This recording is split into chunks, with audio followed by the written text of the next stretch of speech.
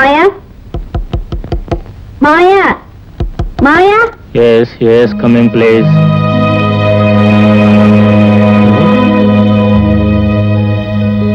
చెప్పా పెట్టుకుని ఎక్కడికి వెళ్ళావు? ఎన్నాళ్ళు ఎక్కడున్నావు? ఉద్యోగం కోసం వెళ్ళాను మావయ్య.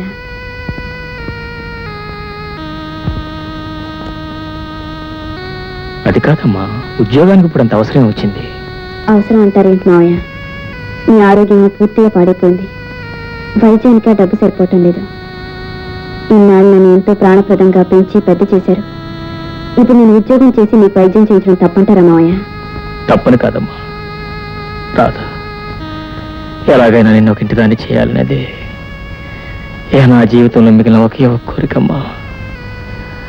ఆ కోరిక తీర్చుకోవాలి ఆస్తోనే ఈ జీవిత భారాన్ని మోస్తున్నాను.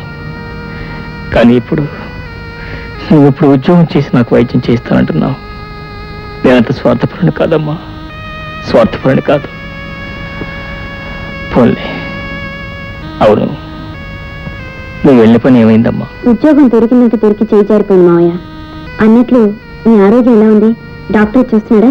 చూస్తున్నారు. మందులో వేసుకుంటున్నారా? వేసుకుంటూనే ఉన్నా.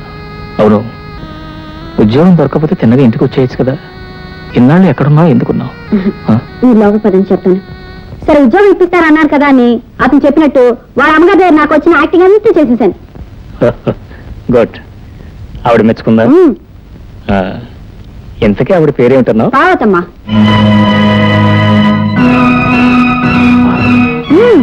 వాళ్ళ పెద్ద మనం కాయట కూడా ఉంది మావయ్య. ఆవిడగారు కొడుకు అచ్చు నీలాగే ఉన్నాడు. వయసులో ఉన్నప్పుడు మీరు కూడా అలాగే ఉండేవారేమో. మావయ్య, అన్నం దగ్గర నుంచి లేచి వచ్చేసారు. నేనేమన్నా తప్పు మాట్లాడానా? లేదమ్మా, నువ్వేం తప్పు మాట్లాడలేదు. నాకేదో జ్ఞాపకం వచ్చి భోంచేయబుద్ధి కాలేదు. అంటే నువ్వు అత్తయ్య అని పిలిచానన్నావే, ఆ పార్వతమ్మ ఆవిడెవరో కాదమ్మా, నా భార్య. నేను దైవంలో ఆరాధించే నా ప్రాణ స్నేహితులలా చనిపోయాడు. అతని భార్యకు స్థానం కల్పించాలని ఆమెను వాళ్ళ ఇంటికి తీసుకెళ్లాను. అప్పటికే శ్రీధరాస్తిని పాముల్లా చుట్టేసిన తన దయాదులు ఆమెను వాళ్ళ ఇంటికి వాళ్ళగా అంగీకరించలేదు. భర్త పోయిన దుఃఖం ఒకవైపు, ఆశ్రయం లేదన్న బాధ మరోవైపు ఆమెను కొంగదీస్తుంటే నా సొంత తోబుట్టువులు ఆమెను తీసుకెళ్లి ఆశ్రయం ఇచ్చి ఆదరించాను. కొన్నాళ్లకు ఒక ఆడబిడ్డంగా నా చేతిలో పెట్టి ఆమె కూడా కన్ను మూసింది. ఆ ఆడబిడ్డ ఎవరో కాదమ్మా, నువ్వే. అవునమ్మా, పోగొట్టుకున్న నా స్నేహితుణ్ణి నీలో చూసుకుంటూ బ్రతుకుతున్నాను. నా జీవితంలో కలిగిన విషాదాన్ని నేను చూసుకుంటూ మర్చిపోతున్నాను. నీ జీవితంలో ఇంత విషాదం, నీ గుండెలో ఇంత బరువు ఉందని ఒక్కనాడైనా నాకు చెప్పలేదే మావయ్య. నా బాధను ఇతరులో పంచడం ఇష్టం లేక నన్ను కూడా ఇతరులతో కలిపేశారా మావయ్య? అదే, అది కాదమ్మా నా ఉద్దేశ్యం. నీ ఉద్దేశం ఏదైనా నా బాధ్యత ఏమిటో ఇప్పుడే తెలుసుకున్నాను. అంటే నేను జీవితంలో వెలిగిన కాంతి రేఖని మీరేగా అన్నారు. మరి కాంతి రేఖకి నీ జీవితం నేను చీకటిని తరమాల్సిన బాధ్యత కూడా ఉంది కదా. అంటే తల్లి తండ్రి లేని నన్ను మీరు చేరతీసి ఇంతవరకు ప్రేమతో పెంచి పెద్ద చేశారు. ఆ రుణం తీర్చుకోవడానికైనా మిమ్మల్ని అత్తయ్యని కలపాలి కదా మావయ్య. నిప్పుకి ఉప్పుకి పొత్తు కుదర్చడం ఎవరికి సాధ్యం కాదమ్మా.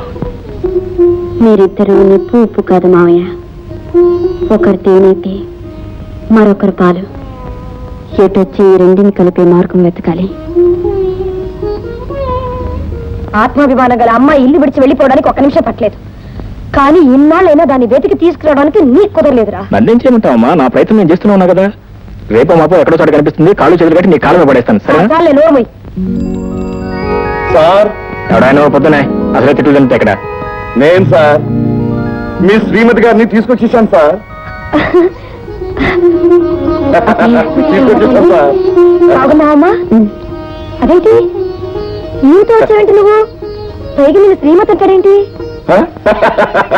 భార్యవారండి, ఈయన భార్యని శ్రీమతి అనక ఇంకేమంటారమ్మా? అబ్బే, వీళ్ళిద్దరికి ఇంకా పెళ్లి కాలేదండి. పెళ్లి కాలేదా? పెళ్ళయిందని పైగా ఈవిడికి కొంచెం పిచ్చి అని కూడా చెప్పారే.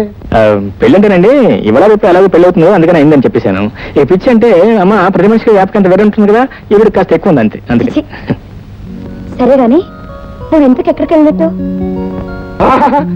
ఎక్కడికి వెళ్ళింది అని అడగండి, నాకు ఎక్కడ దొరికింది అని అడగండి. నేనేం మీకు దొరకలేదు.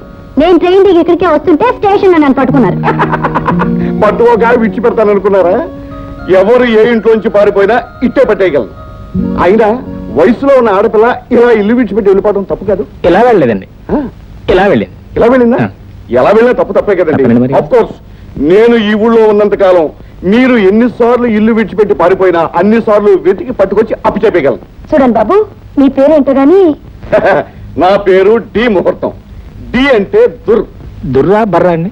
అబ్బాబా దుర్రేనండి, మీరు నన్ను కన్ఫ్యూజ్ చేస్తున్నారు సార్. సారీ. డి అంటే అది మా ఇంటి పేరు. నా అసలు పేరు ముహూర్తం, వెరసి నా పూర్తి పేరు దుర్ముహూర్తము. ఏడోయ్, దుర్ముహూర్తం అనగానే ఇదేదో అపశకునం అనుకుని మీ ముఖంలోని కవలికలన్నీ మారిపోయాయి. దుర్ముహూర్తము నా పేరు మాత్రమేనండి. నాకు ఎవరు ఎదురుపడ్డా సరే అదంతా మంచి ముహూర్తమే. సర్లేండి, మీరు చేసిన ఈ సహాయానికి మేమేమైనా మీరేమి చేయక్కర్లేదమ్మా. నేను చేస్తున్న డ్యూటీకి గవర్నమెంటే నాకు చెప్పిస్తుంది. ఈ వంట జీవితానికి అదే ఎక్కువ. అయితే మీకు ఇంకా పెళ్లి కాలేదా?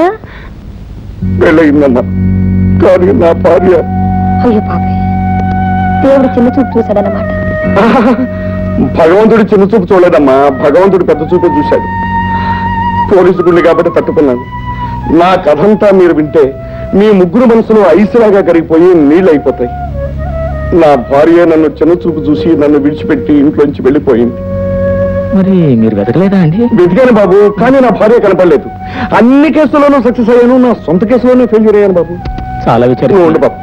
అమ్మా, మిమ్మల్ని ఒకటి అడుగుతాను, చెప్పండి. ఆడపిల్ల మగపిల్లవాడు ఒకళ్ళొకరు చూసుకుని అర్థం చేసుకుని అగ్న సాక్షిగా పెళ్ళాడి భార్యాభర్తలు ఎందుకు అవుతారు? చిలకా గోరింకలాగా ఉంటూ నలుగురు బిడ్డలను కానీ హాయిగా సంసారం చేసుకోవాలనే కదా.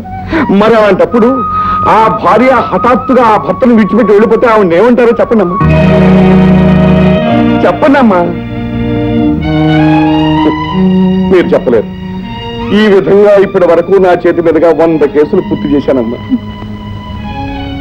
పోనీలేండి, ఆ పుణ్యం మిమ్మల్ని మీ భార్యతో కలుపుతుంది. ఎంత చల్లని మాట చెప్పి ఆశీర్వదించారమ్మా. మీ నోటి మాట ప్రకారం నా భార్య నాకు దొరికితే వెంట పెట్టుకుని మీ దగ్గరికి తీసుకొస్తానమ్మా, మీ ఆశీర్వాదం పొందటానికి. వస్తానమ్మా, వస్తాను బాబు. చాలా థ్యాంక్స్. పర్వాలేదు.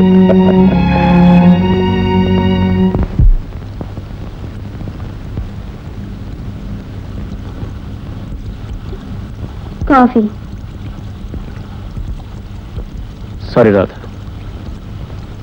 ఆ రోజు అనుకోకుండా క్లబ్లో నీ మీద ఆవేశపడినందుకు చాలా బాధపడుతున్నాను. మనలో మనకి సారీ ఎందుకులే బావా. బావా, ఇదేంటి ఏమిటి కొత్త మలుపు? మలుపు కొత్తదే అయినా వరస పాతదిలే బావా. అరే, మళ్ళీ బాగుంటుంది.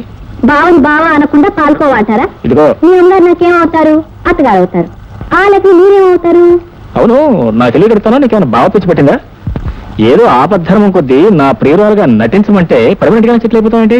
మన ఇద్దరం ఫ్యామిలీని పుట్టప్ చేసేదాకా ఇలా సెటప్ అవక తప్పదు బావా. బావా బావా పాల కోవా. అవును, ఇందాక నుంచి చూస్తున్నాను, కోరి రమ్మన్నాను కదా అని కురిదేమే ఇల్లంతా గంతులేస్తావా? ఇదిగో, నీకు నా డబ్బు మీద ప్రేమ అయితే నీకు ఎంత డబ్బు కావాలో చెప్పు, ఇచ్చి ముఖాన్ని కొడతాను.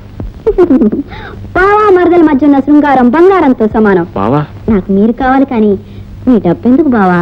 మళ్ళీ బావా గేవన్నామంటే గోబ గుయ్యమంటది, పళ్ళు రాలిపోతాయి, పళ్ళు కట్టించుకోవాల్సి వస్తుంది. ఏ ఎందుకు రాలాలి? ఎందుకు రాలకూడదు? ఏంటి, మీ నాన్నగారు నాకు మావ అయినప్పుడు మీరేమవుతారు? ఎత్తుకు వేస్తే 2 అవుతారు. ఆ, ఇందాకేమో మా అమ్మ సైడ్ నుంచి చూడగలిపావు, ఇప్పుడేమో మా నాన్నగారి సైడ్ నుంచి చూడగలుగుతున్నావు. ఏంటి నాటకం?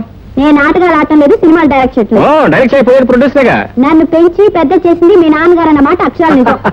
ఏం కోతలండి, బ్రహ్మాండమైన కోతలు. కన్న బిడ్డను నన్ను పెంచి పెద్ద చేయలేకపోయినా ఆ పెద్ద మనిషి ఈవిడ గారిని పెంచి పెద్ద చేశాట. ఇక నువ్వు చెప్పే పిచ్చి మాటలు నమ్మడం నేనే వెరివాణి కదా కురదాను. నాన్నగారు ఏమయ్యారమ్మా అని ఎప్పుడైనా మీ అమ్మగారిని అడిగారా? ఒకసారి కదా 100 సార్లు అడిగాను. ఏం చెప్పారు? ఏం చెప్తుంది? ఆవిడ గారి మీద ఆయన అలిగి ఆ ఇంట్లోంచి బయటికి వెళ్ళిపోయాడు అంతే. అంటే కొంతవరకు నిజం చెప్పారనమాట. సరే, మిగిలిన నేను చెప్తాను వినండి. చెప్పు. మిమ్మల్ని కన్న మీ నాన్నగారే నన్ను పెంచి పెద్ద చేశారు. నన్ను మీ గర్ల్ ఫ్రెండ్ గా నాటకం ఆడమని అడిగిన రోజున మా మామగారి పోలికలను మిమ్మల్ని చూసి మీ ఇంటికి వచ్చాను. అత్తయ్య గారి మీద తాళి పుట్టింది. మామగారు ఎక్కడున్నారు అత్తయ్య అని అడిగినప్పుడు ఆవిడ పొందిన కలవరం చూశాక నా అనుమానం బలపడింది. ఇంటికి వెళ్ళి మా ఆయన అడిగి నిజానిజాలు తెలుసుకున్నాను. నేను చెప్పిన దాంట్లో నిజమే ఉందో అబద్ధమే ఉందో తెలుసుకోవాలనుకుంటే నాతో పాటు మీరు మా ఇంటికి రండి.